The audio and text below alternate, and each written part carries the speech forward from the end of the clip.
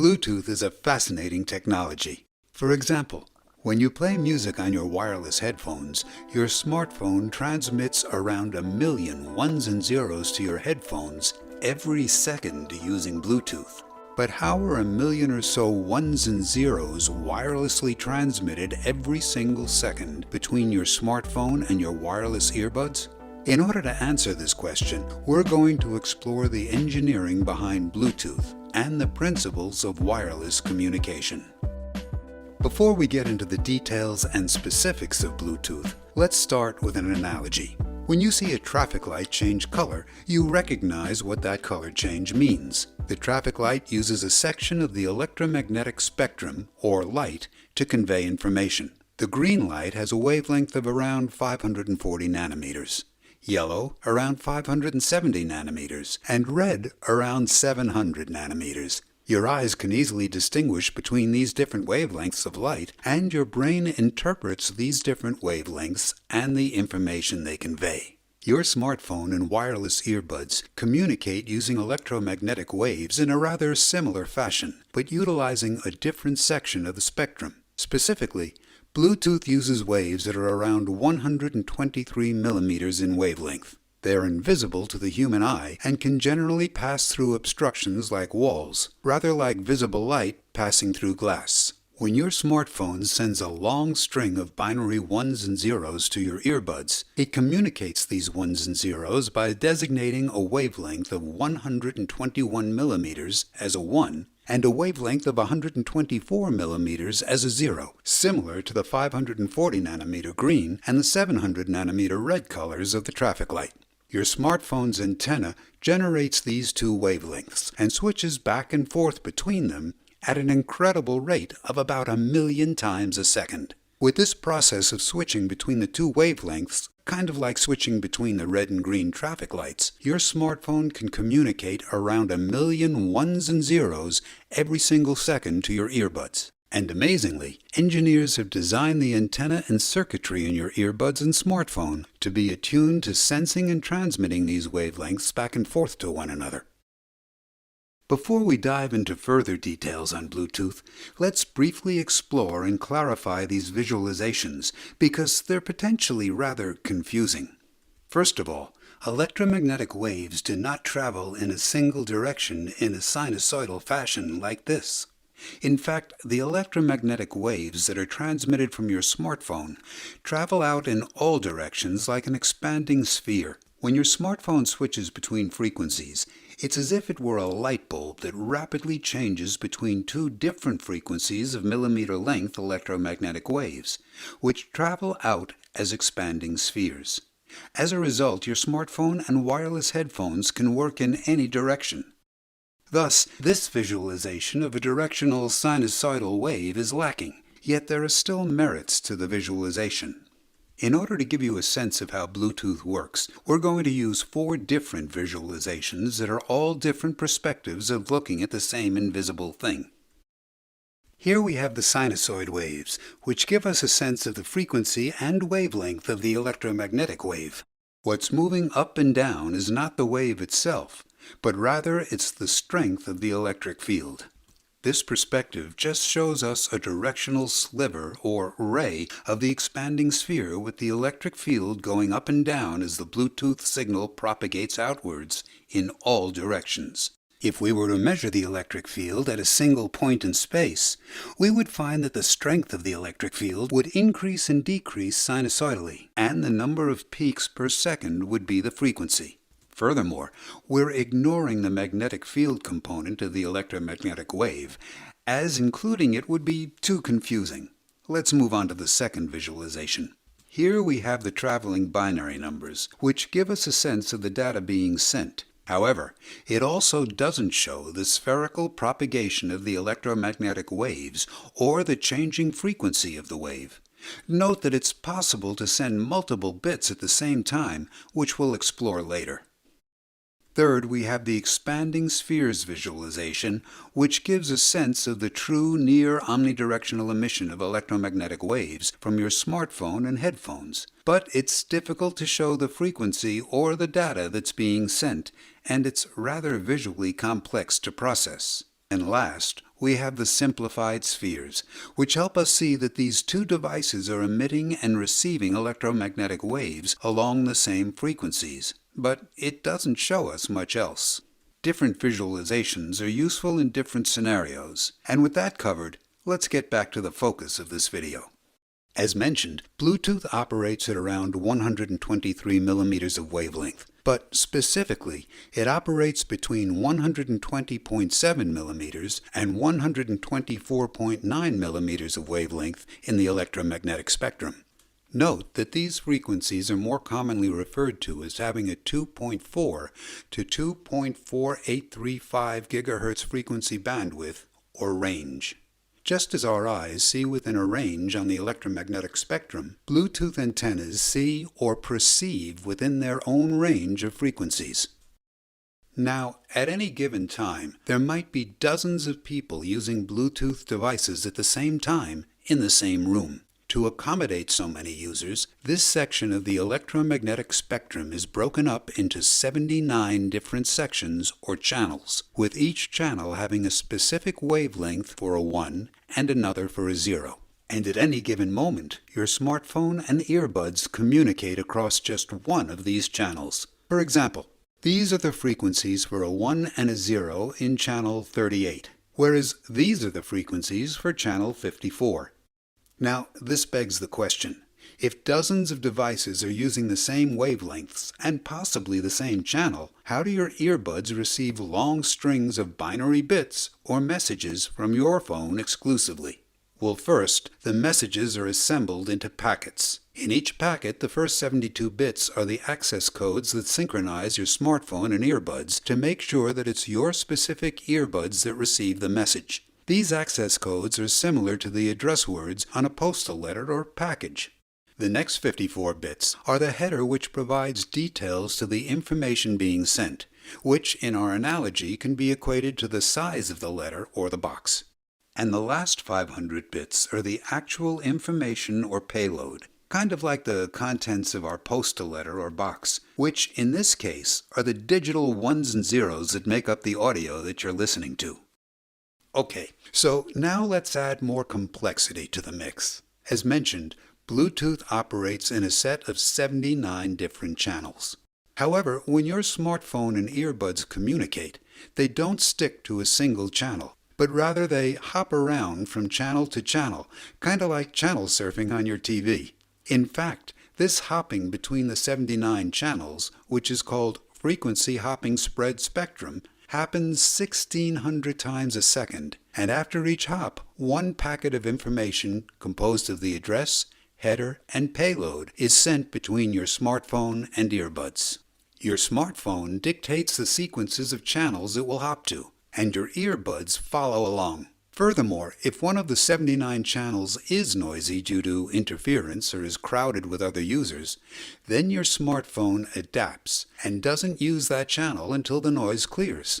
This channel hopping also prevents anyone from eavesdropping on the information that's being sent between the two devices, because only your smartphone and earbuds know the sequence of channels that they will communicate across. Interestingly, because the information is divided and sent using packets, if your earbuds don't receive one of the thousands of packets, it says it didn't receive that particular one, and your smartphone sends the packet again. It might seem crazy or mind-blowing that the circuitry in your phone can generate pulses of electromagnetic waves 1,000,000 times a second at very specific frequencies, and then have these pulses received and decoded by your earbuds. But hey, it happens. Just think about how your screen has millions of pixels, also emitting specific frequencies and strengths of the electromagnetic spectrum or light at around 30 to 60 or more times a second. Technology is fascinating. One quick side note. We would greatly appreciate it if you could take a second to like this video, subscribe to the channel, comment below, and share this video with others. A few seconds of your time can help us to create many more educational videos. Thank you. Okay, let's move on. One point of interest is that Bluetooth's frequency range of 2.4 GHz to 2.4835 GHz is shared by other industrial and medical devices. For example, Your microwave is in this range and has a frequency of 2.45 gigahertz. In fact, when your microwave is on, it can cause your headphones to lose track of the ones and zeros being sent by your smartphone.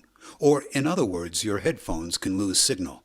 However, please don't think your Bluetooth headphones are dangerous because they emit a wavelength that's similar to your microwaves. That would be like comparing the light output from stadium floodlights to the light from your smartphone screen, and saying that because they both use the same colors of light, they'll both cause damage when stared at from a foot away. Also, remember we mentioned that the electromagnetic waves from Bluetooth can easily travel through obstacles such as the walls of your house? However, the walls of the microwave are designed to block waves of this frequency. You can test this by putting your smartphone in the microwave. The Bluetooth signal from your smartphone to your headphones will be blocked, and the connection lost. However, make sure not to turn on your microwave with any electronic devices inside of it. I repeat, do not turn on your microwave, otherwise it will damage whatever electronics you put into it. In addition to microwave ovens, 2.4 gigahertz Wi-Fi networks also operate within this range of the electromagnetic spectrum. Similar to Bluetooth, Wi-Fi networks divide this range or bandwidth into 14 channels in order to accommodate multiple users communicating via Wi-Fi at the same time. You might be wondering, if there are a bunch of different devices all sharing similar frequencies, one of them being a microwave that, if poorly shielded, can emit stray electromagnetic waves, how is it possible for your smartphone and headphones to send megabits of data every second, error-free? Well, as mentioned earlier, your smartphone does this by frequency hopping and utilizing packets. In addition to that, Bluetooth also utilizes bits for detecting errors, and the circuitry in your smartphone filters out unwanted noise. For a non-technical understanding of this, let's go back to our traffic light analogy. When you're driving and you see a traffic light, it's not like that's the only thing you can see. Your eyes perceive a rather complex scene filled with tons of other objects. Your brain interprets this information-filled scene and picks out the information important to you, while ignoring all the objects that aren't. Similarly, your smartphone and wireless headphones have rather complicated circuitry inside a specialized Bluetooth microchip that's designed and tested by engineers, which filters out unwanted signals, checks for errors, coordinates the frequency hopping, and assembles the information into packets, thereby enabling reliable and secure communication. Let's move on to even more complicated details regarding Bluetooth. The scheme of sending a digital signal, or a binary set of ones and zeros, by transmitting different frequencies of electromagnetic waves, is called frequency shift keying. Frequency shifting means that we adjust the frequency, and keying means that a 1 is assigned to one frequency and a 0 to another, just like our traffic light colors. Note that the comparison to a traffic light, which emits one color and then another, is a little inaccurate, because your smartphone circuitry generates one frequency called a carrier wave. This circuitry shifts the carrier wave to a higher frequency when it wants to send a 1, or to a lower frequency when it wants to send a 0. This shifting of frequencies in order to send information is also called frequency modulation, and it's closely related to FM radio. That being said, Bluetooth isn't limited to using just frequency shift keying, but rather it can also use other properties of electromagnetic waves to transmit information. A different method that has higher data transfer rates is called phase shift keying, which is significantly more complicated to explain, but we'll try. An electromagnetic wave's phase is a property that our eyes can't perceive, and it shouldn't be confused with the amplitude or the frequency or the wavelength. Let's use an analogy. Imagine you're at the beach and you see the waves hitting the shore at a rate of 1 wave a second. Over a minute, you would see 60 wave peaks reach and break on the shoreline. Changing the frequency would be changing how many wave peaks reach the shoreline every second, and changing the amplitude would be changing the height of the peaks and troughs of the waves. However, phase shifting would be seen as breaking up the waves' locations of the peaks and the troughs within a set of wavelengths. There are still 60 waves over an entire minute, meaning the frequency doesn't change, but as the phase shifts, it's as if the peaks and troughs shift forward or backward within a set of wavelengths. Bluetooth antennas and circuitry in your smartphone and wireless earbuds can be designed to emit and detect shifts in the phase of an electromagnetic wave. And binary values can be keyed or assigned to different levels of shifts in the phase of the wave.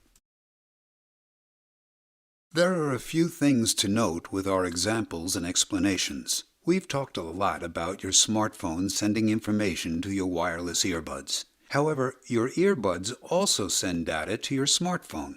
For example, when you're on a phone call using your earbuds, the audio from the microphone in your wireless headphones is obviously sent back to your smartphone. In order for Bluetooth to accommodate this back-and-forth conversation, the smartphone and the headphones alternate transmitting and receiving data, while maintaining the frequency hopping schedule. During one 625 microsecond time slot, your smartphone will send one packet of data to your headphones along one channel, and then during the next 625 microsecond time slot, your headphones will send one packet of data to your smartphone along the next channel in the frequency hopping schedule. Also, as we mentioned earlier, a Bluetooth packet is composed of 3 sections: access codes of 72 bits, a header of 54 bits, and, for example, a payload of 500 bits. The number of bits in the access codes and header are pretty close to those mentioned. However, the size of the payload, which is specified using the header, can vary widely between 136 bits and 8,168 bits, depending on the requirements of the data being sent. For example, simple commands from your headphones, like pause or play the music, would require far fewer bits than sending or receiving high-quality audio.